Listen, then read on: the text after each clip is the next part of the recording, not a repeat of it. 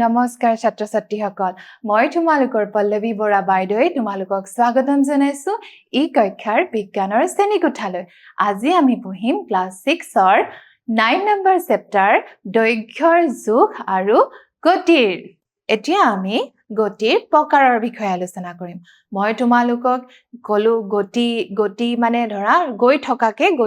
গতি বুলি কোৱা হয় কোনো এটা বস্তু যদি গৈ আছে তাক সেই বস্তুটো গতি বা মুভিং অৱস্থাত আছে বুলি কোৱা হয় তোমালোকে ক্লাছ 6 ত তিনি ধৰণৰ গতি পাবা প্ৰথম হ'ব ৰৈখিক গতি দ্বিতীয় হ'ব তোমালোকৰ বৃত্তাকাৰ গতি আৰু তৃতীয় হ'ব পৰ্যাবৃত্ত গতি এতিয়া আমি প্ৰথমে আলোচনা কৰিম সৰল ৰৈখিক গতি বা ৰৈখিক গতি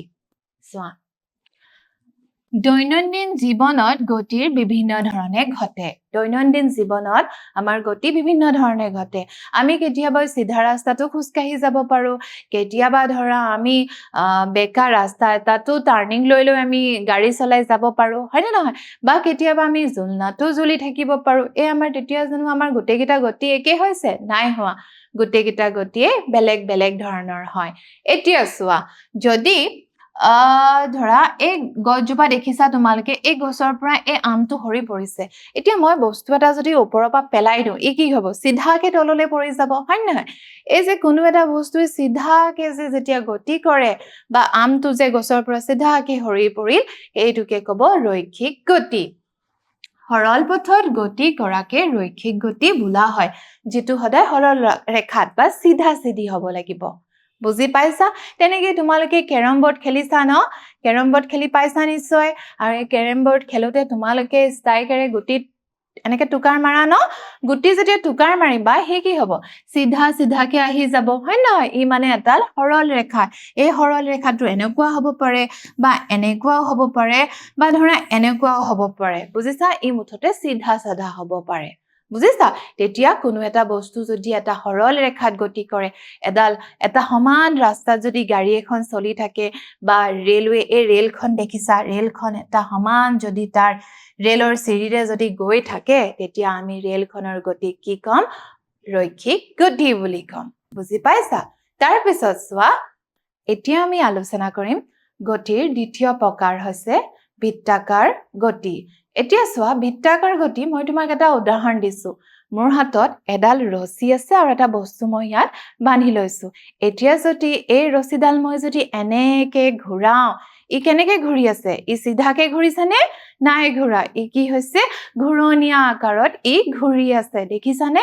এই যে ৰছীডালত গাঁঠি থোৱা বস্তুটোৱে যেটো গতি কৰিছে সেইটোৱে হ'ব তোমালোকৰ কাৰণে বৃত্তাকাৰ গতি এনেকুৱা বহুত উদাহৰণ আমাৰ হাতত আছে যেনে ধৰা এটা ঘূৰণীয়া ট্ৰেকত এটা ল'ৰা দৌৰি আছে নহলে তোমালোকৰ ঘৰত থকা বা স্কুলত থকা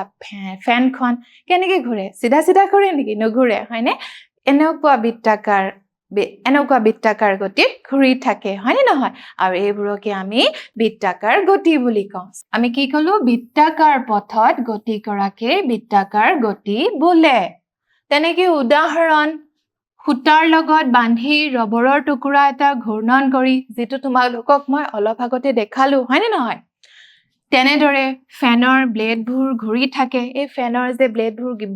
তিনিখন থাকে এখন যে ঘূৰি থাকে এইটো হৈছে বৃত্তাকাৰ গতিৰে উদাহৰণ চোৱা এতিয়া আমি এটা ক্ৰিয়াকলাপ কৰিম যেটো আমাৰ খেলভিত্তিকে হ'ব তোমালোকক মই দেখুৱাই দিম কেনেকৈ কৰিব লাগিব আৰু তোমালোকৰ শিক্ষকৰ সহায় লৈ যেতিয়া তোমালোকৰ স্কুলৰ বিদ্যালয় সপ্তাহ পাতিব তেতিয়া তোমালোকে এনেকুৱা ধৰণৰ কিছুমান ক্ৰিয়াকলাপ কৰিব পাৰিবা এটো এটা খেলে হয় চোৱা প্ৰথমে তোমালোকে কি কৰিব লাগিব এনেকুৱা এটা ট্ৰেক তোমালোকে বনাব লাগিব তাৰ পাছত কি কৰিব লাগিব চোৱা এটাকৈ ইয়াৰ ওপৰত পাল পাতি তোমালোকে দৌৰিব লাগিব এটাকে ইয়াৰ ওপৰত এই যে বৃত্তাকাৰ পথটো দেখিছা যেনেকৈ এটা লৰাই দৌৰিছে তেনেকৈ তোমালোকৰ লগৰবোৰ ইয়াত ৰৈ থাকিব লাগিব আৰু এটাকে তোমালোকে এই পাকটো সম্পূৰ্ণ কৰিব লাগিব আৰু তোমালোকে 3 পাক ঘূৰিব লাগিব আৰু আৰু লগত এজন থাকিব হি কি কৰিব তোমাৰ কিমান সময় লাগিছে সেই বস্তুটো নোট কৰিব আৰু সময় চাবৰ কাৰণে তোমালোকে ষ্টপ ওৱাচ ইউজ কৰিব পাৰিবা বুজিছা আৰু এই খেলটো যেতিয়া তোমালোকে খেলিবা তেতিয়া তোমালোকে চাবা সবৰে এই ঘূৰণীয়া বৃত্তাকাৰ পথটো অতিক্ৰম কৰোতে সবৰে বেলেগ বেলেগ সময় লাগিব আৰু যাৰ সময় কম লাগিব আৰু হিয়ে এই খেলখনৰ জয়ী হ'ব তোমালোকে এই খেলটো খেলি চাব পাৰা বুজিছা এতিয়া আহো আমি গতিৰ তৃতীয় প্ৰকাৰলৈ সেই প্ৰকাৰটো হৈছে মই তোমালোকক উদাহৰণে বুজাইছো আকৌ দেখুৱাইছো চোৱা এই ৰছীডালত মই এটা বস্তু বান্ধি লৈছো দেখিছানে এতিয়া যদি মই তাক এনেকে ঘূৰাও ই দেখিছানে সোঁফালৰ পৰা বাওঁফালে গৈ আছে নে দেখিছানে ই গৈ আছে ই কেনেকৈ গতি কৰিছে ইয়াৰ যেটো গতি হৈছে হেতু হৈছে দোলন গতি আৰু ইয়াক আমি পৰ্যাবৃত্ত গতি বুলি কম আৰু ইংলিছত ইয়াক পিৰিয়ডিক মোশন বুলি কওঁ বুজি পাইছা যদি ই সিধা মই এনেকে ইয়াক লৈ পেলাই যদি এনেকে যাম তেতিয়া আমাৰ কি হ'ব ৰৈখিক গতি আৰু যদি মই তাক এনেকে বৃত্তাকাৰ পথত ঘূৰাও তেতিয়া ই হ'ব আমাৰ কি বৃত্তাকাৰ গতি আৰু যদি ইয়াক মই ঘড়ীৰ পেণ্ডুলামটোৰ নিচিনা বা তোমালোকে জুলনাত যে জুলি থাকা তাৰ নিচিনাকে যদি এনেকে সোঁফালৰ পৰা বাওঁফালে গতি কৰাও তেতিয়া এই গতিটোক কম আমি পৰ্যাবৃত্ত গতি বুজিছা তো তাৰ কিছুমান উদাহৰণ চোৱা এটা দুলি থকা ঘড়ীৰ দুলক এই তোমালোকে এনেকুৱা পেণ্ডুলাম ঘড়ী দেখিছা ন তাত এইডাল টিক টিক টিক টিক এনেকে টাক টাক টিক টিক কে এইডাল ঘূৰি থাকে ন ইয়াৰ যেটো গতি হেতু হৈছে পৰ্যাবৃত্ত গতি বুজিছা আৰু তেনেকে তোমালোকে দুলনাত উঠিছা ন পাৰ্কত গলে এনেকুৱা দুলনাত তোমালোকে উঠিছা আৰু তাত তোমালোকে কিয় এবাৰ আগৰ এবাৰ পিছৰ এবাৰ আগত এবাৰ পিছৰ এনেকে তোমালোকে গৈ থাকা হয় নে আৰু এই গতিটোক কি বুলি কয় পৰ্যাবৃত্ত গতি চোৱা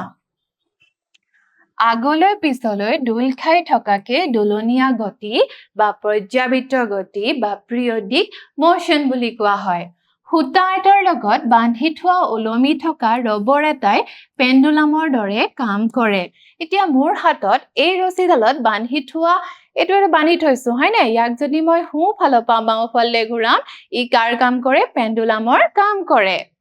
তেনেকে চোৱা আৰু যদি মই তাক টানি পেলাই এৰি দিও ই আগলৈ পিছলৈ গতি কৰে বা দোল খায় ইয়াক যদি মই এনেকে টানি পেলাই যদি এৰি দিও কি হ'ব ই এনেকে দোল খাব দেখিছানে এটো গতি হৈছে পৰ্যাবৃত্ত বা দোলন গতি তাৰ পিছত চোৱা এতিয়া চোৱা এই দোলনটো হি আগৰ পৰা পিছৰলে সম্পূৰ্ণ কৰিবলৈ এটা দোলন সম্পূৰ্ণ কৰিবলৈ তাক যিমান সময় লাগিব তাৰ পিছগিটাৰ কাৰণে হিমান সময়ৰে প্ৰয়োজন হ'ব অৰ্থাৎ সমান সময় ব্যৱধানত ই তাৰ দোলনসমূহ অতিক্ৰম কৰিব বুজি পাইছা এতিয়া আৰু এটা ক্ৰিয়াকলাপ আমি কৰিম এতিয়া চোৱা গতিৰ প্ৰকাৰক তোমালোকক চিনাক্ত কৰিব কৈছে এই ছবিখনত দেখুৱা হৈছে এখন কিয়াৰ ছবি এখন পাৰ্কৰ দৃশ্য হয়নে নহয় তোমালোকে নিশ্চয় পাৰ্কত গৈছা আৰু তাত খেলিছা হয়নে নহয় আৰু হে খেলি থকাৰ অৱস্থানত হে খেলি থকাৰ সময়ত তুমিও গতিশীল অৱস্থাত থাকা গম পাইছানে আৰু আমি তাত বিভিন্ন ধৰণৰ গতি কৰো হে গতিবোৰ কেনে ধৰণৰ হয় হেতু আমি আলোচনা কৰো আহা এতিয়া তুমি চোৱা এই যে দেখিছা এই স্লাইডাৰৰ পৰা এই ছোৱালীজনী এনেকে সুচৰি আহিছে হয় নহয় তুমিও এনেকে সুচৰি আহিছা গতিকে ইয়াক আমি কি গতি বুলি কম ই সিধাকে সুচৰি আহিছে হয় নহয় গতিকে আমি ইয়াক কি কম ৰৈখিক গতি আৰু এই ছোৱালীজনী চোৱা ইয়াত এনেকে তাই আগবাঢ়ি গৈ আছে খোজ দুখোজকে আগবাঢ়ি গৈ আছে দেখিছা তো ইয়াত এই গতিটো তাই কি হ'ব তাইৰ এটো হ'ব ৰৈখিক গতি আৰু চোৱা তেনেকে এই লৰা ছোৱালী গিটাই ইয়াত কি হৈছে মেৰি গো ৰাউণ্ডত কি হৈছে ৰাউণ্ড ঘূৰিছে হয় নহয় তো ঘূৰিছে মানে ইহঁতৰ গতি কি হৈছে বৃত্তাকাৰ সো ঘূৰণীয়া ইহঁতি বৃত্তাকাৰ পথৰে ঘূৰিছে গতিকে ইহঁতৰ গতি হ'ব কি বৃত্তাকাৰ গতি তেনেকে জুলনাখন দেখিছা এবাৰ আগলে এবাৰ পিছলে এনেকে গৈছে দেখিছানে গতিকে ই কি হ'ব আমাৰ পৰ্যাবৃত্ত গতি তেনেকে চোৱা এটো সিসো খেলিছে এবাৰ ওপৰলে এবাৰ তললৈ এবাৰ ওপৰলে এবাৰ তললৈ গৈছে হয়নে নহয় আৰু হেতু কি গতি হ'ব এটো হ'ব আমাৰ পৰ্যাবৃত্ত গতি তেনেকে তোমালোকে ঘৰতো বা পাৰ্কতো স্কিপিং কৰা ন এনেকে কৰা ন তোমালোকে ৰছী এডাল লৈ জাম্প মাৰা হয় নে আৰু এটা নিৰ্দিষ্ট সময়ৰ অন্তৰালত তোমালোকে সেই জাম্পটো কমপ্লিট কৰা গতিকে ইও আমাৰ কি হ'ব দোলন গতি বা পৰ্যাবৃত্ত গতি ইমানখিনিলৈকে চাগে তোমালোকে বুজি পাইছা আজি আমি আলোচনা কৰিলো গতি কাক বোলে কোনো এটা বস্তু যদি তাৰ অৱস্থান সলনি হয় তেতিয়া হলে বস্তুটোক আমি গতি বুলি কম বস্তুটো গতিৰ অৱস্থাত থকা বুলি কম গতিৰ আমি বিভিন্ন ধৰণৰ প্ৰকাৰ পালো তাৰ এটা প্ৰকাৰ হৈছে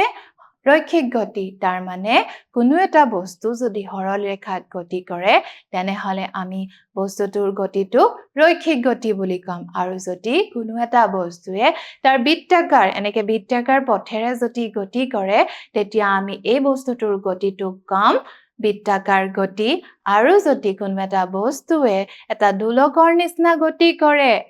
দেখিছা এনেকে যদি গতি কৰে তেতিয়া এইটোক আমি কি কম পৰ্যাবৃত্ত গতি আহা এতিয়া আমি কিছুমান প্ৰশ্ন উত্তৰ আলোচনা কৰো আমাৰ প্ৰথম প্ৰশ্ন এটা ৰৈখিক গতিৰ উদাহৰণ এ একা বেকা ৰাস্তাত গৈ থকা গাড়ী একা বেকা এনেকুৱা একা বেকা ৰাস্তাত গৈ থকা এখন গাড়ী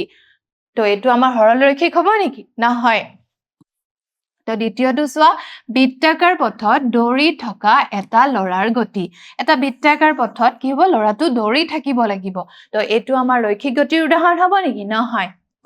তো ইয়াত কি কৈছে সি নম্বৰ পোন ৰাস্তাত চলি থকা গাড়ী এটা যদি সিধা ৰাস্তাত গাড়ী এখন যদি চলি থাকে তেতিয়া আমি ইয়াৰ গতিটো কি বুলি কম ইয়াক আমি কম ৰৈখিক গতি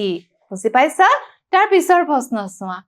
বৃত্তাকাৰ পথত গতি কৰাকে কি বোলে মই যে কৈছিলো বৃত্তাকাৰ পথত যে আমি যেতিয়া গতি কৰো তেতিয়া কি কয় এই ফেনখন যে ঘূৰি থাকে বা ঘূৰণীয়া ট্ৰেকত যে লৰাটো যে দৌৰি আছিল তাৰ গতিটোক আমি কি বুলি কম বৃত্তীয় গতি তো ইয়াত লিখিম আমি বৃত্তীয় গতি ইমানখিনিলৈকে চাগে তোমালোকে বুজি পাইছা পুনৰ লগ পাম আজিলৈ আহিছো নমস্কাৰ ধন্যবাদ